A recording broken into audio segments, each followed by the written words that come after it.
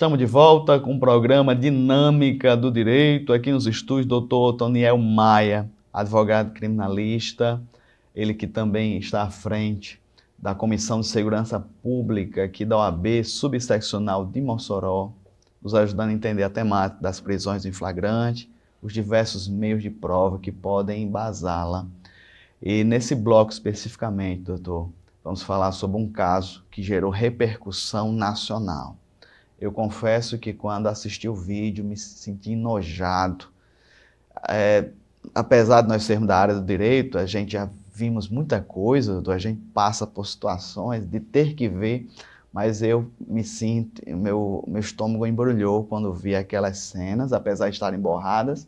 O pessoal de casa deve ter visto também pelas mídias ou mesmo pelo YouTube, um médico anestesista teria abusado de uma paciente. Ela estava totalmente sedada, ela estava totalmente vulnerável e, como a equipe médica, as enfermeiras suspeitavam de algum tipo de movimentação criminosa, teriam preparado todo o ambiente, doutor Otoniel, uma sala de cirurgia que tinha um armário com vidro transparente, elas posicionaram o celular e gravaram todas as cenas.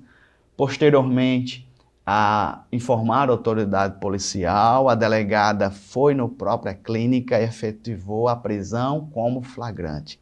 Eu quero que o senhor agora teça seus comentários, primeiramente sobre o fato e as repercussões. Nós acompanhamos na mídia nacional, né? Assim, não conhecemos o processo, não conhecemos o caso concreto, mas acompanhamos na mídia nacional, na imprensa nacional. Um fato realmente, como você falou, de embrulhar o estômago. E aí, quero até fazer uma observação aqui, que o advogado ele pode escolher as causas que vai defender.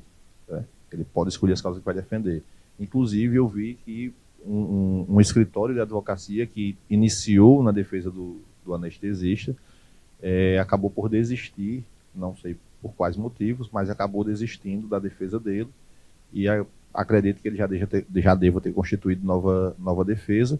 Mas, como todo mundo tem direito a uma defesa, se nenhum advogado particular aceitar aquela causa, a Defensoria Pública tem por obrigação defendê-lo. Os defensores, eles podem também, por questões de foro íntimo, seja porque é parente, por alguma questão muito particular, recusar uma causa. Mas, via de regra, a Defensoria não pode recusar e tem que fazer a defesa. Você falou aí, Nazeu, que viu o vídeo borrado, né? Eu tive acesso ao vídeo sem ser borrado, assim, que é muito mais de embrulhar o estômago. E quando começou a repercutir, um anestesista estuprou, e aí dizia o tipo de ato libidinoso que ele havia feito, praticado com a paciente enquanto ela estava em preparação de parto, estava tendo parto. O que é que me veio à cabeça no primeiro momento? O anestesista estava sozinho com ela na sala, aplicando a anestesia enquanto o restante da equipe médica entrava e se aproveitou da paciente. Mas quando eu vi o vídeo, eu percebi que estavam todos na sala. Ele estava protegido apenas por aquele pano, né, que protege o rosto da paciente para ela não ver o parto. E assim, o médico do outro lado tirando a criança e ele ali na cabeça da paciente, né, praticando o estupro, né, que é estupro. E aí é importante, muita gente ainda acha que o estupro é só a conjunção carnal, que só é estupro se tiver o contato sexual propriamente dito. Quando não. Hoje, se você tocar numa mulher, na parte íntima de uma mulher, ou de um homem também, o homem também pode ser vítima de estupro. Sem o consentimento, é estupro. E, neste caso específico, há um agravante, que aí é o crime lá do artigo 217-A, que é a questão da vulnerabilidade. O 217-A ele prevê uma pena mais alta, do Código Penal, né? Ele prevê uma pena mais alta para quem pratica o crime de estupro contra menor de 14 anos, ou seja, quem tem 13 anos, 11 meses e 29 dias, menor de 14 anos, ou pessoa vulnerável, seja vulnerabilidade por embriaguez, seja por qualquer razão. No caso lá específico, foi em razão de alta dosagem do anestésico. Inclusive, pelo que eu acompanhei na mídia, as enfermeiras perceberam e começaram a observar o comportamento dele exatamente por isso, porque ele estava dando altas dosagens de anestésico, porque no parto normal, né, como a gente, no parto normal, na cesariana, a gente vê que a paciente, via de regra, ela fica consciente. Ela não sente ali o corpo da cintura para baixo, não sei como é que do pescoço para baixo, enfim, eu não sei, mas eu assisti o parto do meu filho, mas ela fica consciente. Um pouco grogue ali, é verdade, né, porque está anestesiada, mas com alguma consciência. E nos casos lá desse médico, desse anestesista, ele dava uma alta dosagem para que a paciente realmente perdesse a consciência e depois não lembrasse do que ele estava fazendo com ela. Um evento, vamos dizer assim, que deveria ser de celebração, né, o nascimento de um filho, e se tornou um terror para aquela mulher, para o esposo daquela mulher, para toda a família daquela mulher. E também, algumas pessoas até me criticam porque eu falo isso, mas também se tornou ali um ato de terror para a família do médico, né? Com certeza ele tem uma mãe, ele tem um pai, ele tem talvez um irmão, talvez até uma esposa em casa, né? E se tinha esposa, provavelmente esse casamento se desfez, mas eu sempre vejo também essa análise da família da pessoa que cometeu o crime, porque a pessoa comete um crime, mas ele tem uma mãe que não concorda com aquilo, né? Que não criou o filho para fazer aquilo, que é mulher, né? que teve ele através de um parto. Mas, em relação à gravação em si, muita gente tem me abordado na rua para perguntar: porque eu fiquei sabendo que o médico lá do Rio de Janeiro, né? Que o médico lá do Rio de Janeiro vai ser solto porque a gravação foi legal. E aí a minha resposta tem sido sempre a seguinte: solto ele não vai ser, porque existem outras provas que existem outros meios de prova para demonstrar ao judiciário que ele realmente fez aquele crime. Ainda que lá na frente aquela gravação venha a ser reconhecida como uma prova ilícita, que eu acho pouco provável, e aí eu fazia aqui um parêntese para dizer que há uma discussão doutrinária, jurisprudencial, sobre a questão da gravação ambiental, quando ela ocorre em ambiente público ou em ambiente privado, né? Então, assim, se é um ambiente público, essa gravação pode acontecer sem consentimento das demais pessoas. Se é um ambiente privado, aí não, aí teria que haver um consentimento. E aí a gente realmente não sabe se ali era um hospital público, se era um hospital privado, se aquele ambiente é considerado pela lei um ambiente público ou um ambiente privado. Então essa é toda uma discussão que vai ser levada certamente pelo Ministério Público na acusação e pela defesa do médico para apreciação do judiciário. Mas, pessoalmente, o meu entendimento é que aquela prova é válida. Mesmo com essa modificação legislativa, né, do pacote de crime, de janeiro de 2020 para cá, da questão das gravações ambientais, que só poderia ser usada como meio de defesa, mas aí há um sopesamento de direitos que eu acho que o judiciário, eu entendo que o judiciário vai admitir aquela gravação, sim. Pergunta difícil, doutor Otoniel. Se o senhor fosse convidado para fazer a defesa desse cidadão, o senhor aceitaria? Disse que o advogado ele não deve recusar causas, né? Dizem que o advogado não deve recusar causas, mas nós temos princípios, né?